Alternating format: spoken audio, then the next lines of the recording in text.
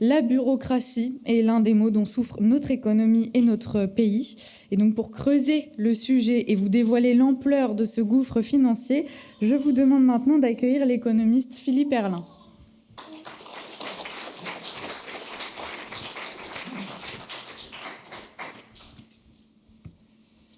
Bien, bonjour. Alors nous parlons ici de dépenses publiques, de dettes, de déficit. Mais en fait, il faut se rendre compte que la réalité dépasse les chiffres officiels. Les dépenses publiques représentent, ce sont les chiffres officiels, 58% du PIB. Et les recettes, 48%. Et donc l'écart entre les deux, c'est le déficit, plus les recettes propres de l'État. L'État a des recettes propres parce qu'il possède des entreprises, la Banque de France lui verse des bénéfices, etc. Voilà. Mais en fait, ces 58% de dépenses publiques, la réalité, c'est que c'est plus que ça. Par exemple, quand l'État vous oblige à rénover le logement que vous mettez en location parce que son DPE, c'est-à-dire le diagnostic de performance énergétique, est G et que vous ne pourrez plus le louer le 1er janvier prochain, et ça concerne, je vois une parenthèse, ça concerne plus d'un demi-million de logements en France, des logements qui ne pourront plus être loués une fois que leur locataire l'aura quitté. Donc il y a déjà une crise du locatif en ce moment, notamment dans les métropoles. Ça va prendre une ampleur délirante à partir du 1er janvier. Bref, mais c'est la loi, c'est la réglementation. Vous ne pourrez plus le louer, donc vous êtes obligé de faire les travaux. Et donc à ce moment-là, vous devenez un outil de l'État, quoi, en fait. Vous n'avez pas le choix, vous ne pouvez pas faire autrement. Vous êtes comme un fonctionnaire qui engage une dépense. Vous êtes de plein pied dans l'économie publique. Autre exemple, quand l'État vous oblige à acheter votre électricité de plus en plus cher parce qu'il a décidé d'installer des éoliennes sur tout le territoire et en mer et qu'elles nécessitent d'énormes subventions, vous n'y pouvez rien. Vous ne pouvez pas vous adresser à une société d'électricité qui aurait décidé de ne construire que des centrales nucléaires et qui proposerait un tarif nettement inférieur. Non, vous ne pouvez pas choisir. Le marché est verrouillé par la réglementation. Autre exemple, quand l'État vous oblige quasiment à acheter une voiture électrique, alors en 2035, ce sera obligatoire, mais déjà avant, avec la réglementation CAF, les constructeurs sont en fait obligés de vous vendre, de vous proposer de plus en plus de voitures électriques et au point qu'ils seront, à partir de 2025, ils seront obligés de payer des amendes s'ils n'en vendent pas assez, ou alors, pour ne pas payer d'amendes, ils seront obligés de limiter le nombre de voitures thermiques qu'ils vous vendront. Donc à la limite, même si vous, en 2025, et les années qui viennent, même si vous voulez acheter une voiture thermique, vous gérez chez le concessionnaire qui vous dira « je ne peux pas prendre votre commande, on a atteint les quotas ». Voilà. Donc cette obligation-là, ça fait que le coût de l'automobile devient de plus en plus cher et vous n'y pouvez rien. Et on pourrait multiplier les exemples de ce genre-là. Et donc, en rajoutant toutes ces contraintes réglementaires, les dépenses publiques réelles, elles ne sont pas de 58% du PIB, mais bien plus. Alors combien? Les 2/3, les 3/4? Il n'existe pas d'estimation, de mesure de ces dépenses obligatoires et de ce qu'elles représentent par rapport au PIB. Mais bon, interrogez-vous sur vos dépenses réellement arbitrables, celles que vous pouvez vraiment décider, elles ne sont pas forcément très élevées, pas autant que vous le pensez. Alors, il existe un terme pour qualifier ce dont nous venons de parler. Il a été forgé par des économistes libéraux, c'est le capitalisme de connivence, qui désigne l'alliance entre les grosses entreprises et l'État de façon à garantir des revenus captifs. Bon, les fabricants d'éoliennes, en fait, ils sont très contents que vous payiez une facture d'électricité plus élevée que ce qu'elle devrait être, parce que la différence, elle tombe dans leur poche. Les diagnostiqueurs de DPE aussi, ils sont très contents, parce que vous êtes maintenant obligé de passer par eux lorsque vous voulez louer un logement. Les entreprises de rénovation thermique, elles se frottent les mains, évidemment, parce qu'il y a plein de commandes qui affluent. Voilà. Alors, les constructeurs automobiles, un peu moins, parce qu'en fait, c'est surtout la Chine et ses marques bien plus compétitives, ainsi que Tesla qui profite de la voiture électrique. L'État est mauvais gestionnaire et commet souvent d'énormes bourdes. Bon. Et donc le capitalisme de connivence est un détournement du capitalisme, une perversion, mais qui est malheureusement presque naturelle quand l'État accroît sa taille et devient si imposant comme aujourd'hui. Il devient un acteur incontournable. Et donc l'État augmente sa taille, mais pas vraiment pour de bonnes raisons. Et pour l'expliquer, je voudrais proposer un terme dérivé du précédent, l'étatisme de connivence. L'étatisme de connivence, c'est l'État qui se développe de lui-même, comme une tumeur cancéreuse, et pas du tout pour répondre aux besoins de l'organisme, en l'occurrence la nation.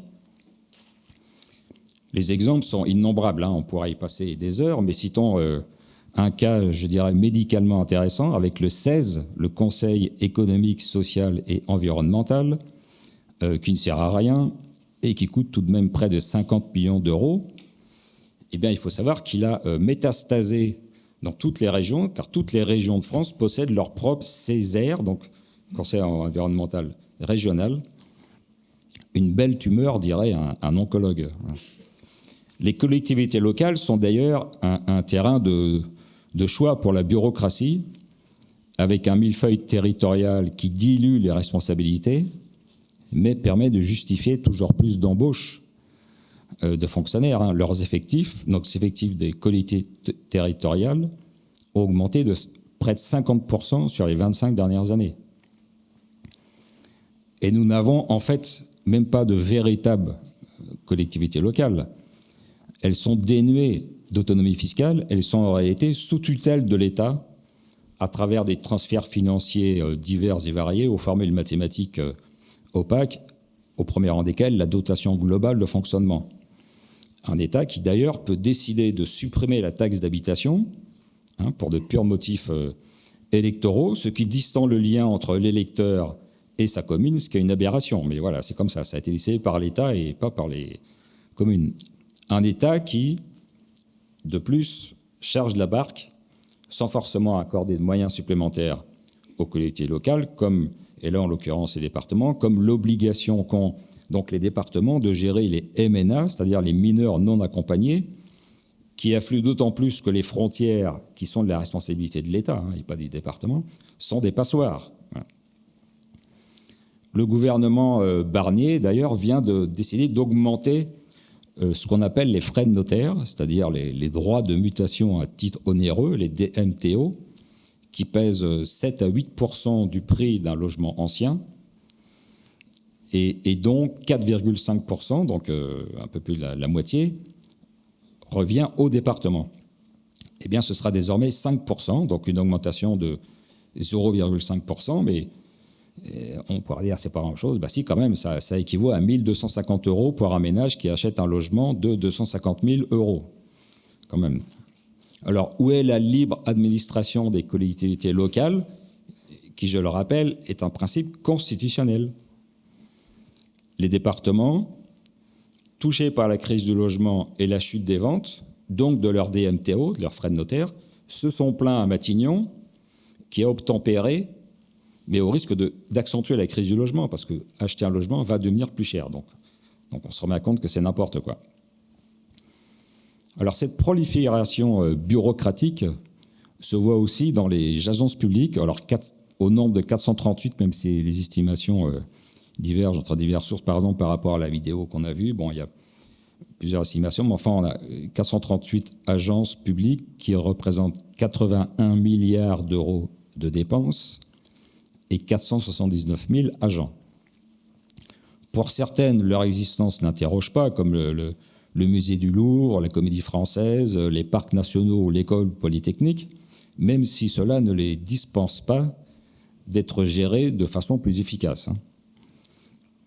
Mais à quoi servent toutes ces entités qui doublonnent des fonctions qui sont dévolues au ministère, comme par exemple les nombreuses agences de l'eau, le Centre national du sport, les agences régionales de santé, etc., etc. Les 49 000 agents de Pôle emploi, récemment rebaptisés France Travail, sont-ils bien nécessaires? De même que les 10 875 de l'Institut national pour la recherche en agriculture, alimentation et environnement. dont j'avais jamais entendu parler avant de préparer ce texte. Mais tous ces organismes, plus tous les comités Théodule, c'est-à-dire il y a 313 commissions et instances consultatives. Elles ont quand même des avantages. Elles permettent au pouvoir de placer ses amis et ses obligés, voilà, comme le comité d'histoire des administrations chargées de la santé, créé en mars dernier et dont la présidence a été confiée à Roselyne Bachelot après son passage au ministère de la Culture, son brillant passage au ministère de la Culture. On peut voir ces organismes comme une autonomisation de la bureaucratie qui permet de garantir des postes auxquels on est nommé, mais qui ne dépendent plus de l'alternance politique ou du changement de ministre. Des sinécures pour de nombreuses années, ou même jusqu'à la retraite, le rêve. Une autonomisation de la bureaucratie qui permet aussi à l'État d'agir à visage masqué. Bon, si le ministère de la Culture avait interdit la chaîne C8, ça aurait été un peu voyant, un peu gros, quoi. Alors qu'en passant par un pseudopode comme l'Arcom, les apparences sont à peu près sauvegardées. Alors qu'en réalité, seule la justice devrait pouvoir prononcer une décision aussi grave. Il se crée en permanence des organismes, comme la société qui gère le Pass Culture et qui emploie 166 salariés, qui bénéficie, je cite, d'un joli train de vie selon la lettre confidentielle L'Informé. Des organismes qui parfois se marchent sur les pieds. Par exemple, on le sait peu, mais le service des études économiques et de la conjoncture de la Banque de France doublonne complètement le travail de l'INSEE. Résultat, les entreprises sont obligées de remplir 2 formulaires leur demandant les mêmes informations, soit autant de temps perdu. Cette inflation bureaucratique, elle se retrouve aussi à l'intérieur de structures publiques existantes, comme l'éducation nationale. La France et l'Allemagne ont à peu près le même nombre d'élèves en primaire et en secondaire, 10,5 millions. La France a 859 000 enseignants, l'Allemagne 733 000, bon déjà, et surtout 220 000 personnels administratifs contre 87 000. Donc la bureaucratie métastase très bien en France. Une éducation, alors il y a la même chose dans les hôpitaux d'ailleurs, un surencadrement administratif. Une éducation nationale qui ferme la porte à ce qui fonctionne mieux. Les écoles privées sont bridées en France, elles ne peuvent pas dépasser 20% des effectifs totaux des élèves scolarisés par une sorte d'accord tacite, mais dont on ne trouve nulle trace dans le droit ou la réglementation. Après avoir essayé de la supprimer en 1984, l'État s'accommode de l'école privée, mais l'empêche de grandir, alors que bien plus de 20% des parents souhaiteraient mettre leurs enfants dans l'enseignement privé d'un meilleur niveau. La complexité est aussi une façon pour la bureaucratie d'installer et de justifier son pouvoir. Par exemple, la fiscalité française sur l'immobilier est la plus élevée des pays de l'OCDE, avec 96 milliards d'euros. Et donc, ça va encore augmenter avec les frais de notaire. Mais il y a aussi, dans l'autre sens, 43 milliards d'euros d'aide publique à ce secteur. Alors, pour quel résultat? Le logement en France est cher quand on le compare à l'achat, il est cher quand on le compare aux autres pays équivalents en Europe. Il dysfonctionne notamment pour le locatif. On voit actuellement une crise du marché locatif dans les métropoles. Il y a des pénuries très importantes. Alors, il y a une chose très simple qu'on pourrait faire. On supprime toutes les aides et les DPE au passage, et on divise par 2 la charge fiscale. Ça permet de diviser par 2 la charge fiscale qui pèse sur l'immobilier. Ça permettra au marché de repartir, à la construction de repartir, au marché locatif de repartir, et donc au prix de baisser. Et tout le monde est content. Le problème, c'est que vous n'y pensez pas. La bureaucratie perdrait tout son pouvoir. Cette solution de bon sens est tout simplement inimaginable. Cet étatisme de connivence, on le voit, crée de multiples structures au niveau national comme au niveau local. Il bureaucratise les organisations existantes, comme l'éducation nationale. Il s'autonomise du pouvoir politique. Il complexifie tout pour justifier son intervention. Une question se pose, peut-on parler d'État profond? Parce qu'au niveau idéologique, tout va dans le même sens, celui de la gauche et de l'extrême gauche. Ainsi, au CNRS, donc 3,8 milliards d'euros de budget annuel, 33 000 fonctionnaires, dont 11 000 chercheurs, les sciences molles, c'est-à-dire la sociologie, etc., sont, on le sait bien, complètement trustés par l'extrême gauche. Et quand, exceptionnellement, un chercheur ne rentre pas dans le moule, comme par exemple Florence Bergeau-Blacker, qui travaille sur l'infiltration des frères musulmans en France, elle n'obtient aucun financement, comme elle l'a dit. Le financement des associations, au niveau de l'État comme au niveau local, va toujours vers la gauche et l'extrême gauche. Sciences Po, les universités penchent toutes de ce côté. Cette semaine, une responsable de l'UNI a été exclue de l'université de Nantes juste pour avoir posté une vidéo de militants d'extrême gauche proférant des paroles de racisme anti-blanc sur l'argument du droit à l'image. Voilà. C'est comme ça que l'université de Nantes a décidé d'éjecter pour plusieurs mois cette responsable de l'UNI. Le droit à l'image de délinquants pèse plus que la dénonciation de leurs fautes. Enfin, quand ça va dans ce sens-là. Partout triomphe le socialisme mental, pour reprendre l'expression de Mathieu Bock-Côté, qui constitue la raison d'être de cet étatisme de connivence. Peu imaginatif, il a cependant l'efficacité des petits fonctionnaires de la Stasi qui surveillent tout et contrôlent tout. On franchit même un niveau supplémentaire avec le soi-disant et non démontré réchauffement climatique anthropique. Ne serait-il pas plutôt une immense manipulation pour contrôler nos vies dans toutes ces dimensions, habiter, se déplacer, se nourrir, travailler? Pour moi, le GIEC est l'héritier du Gosplan soviétique. Cet étatisme de connivence est donc profondément nuisible et il constitue une insulte au caractère démocratique dont se réclame la France.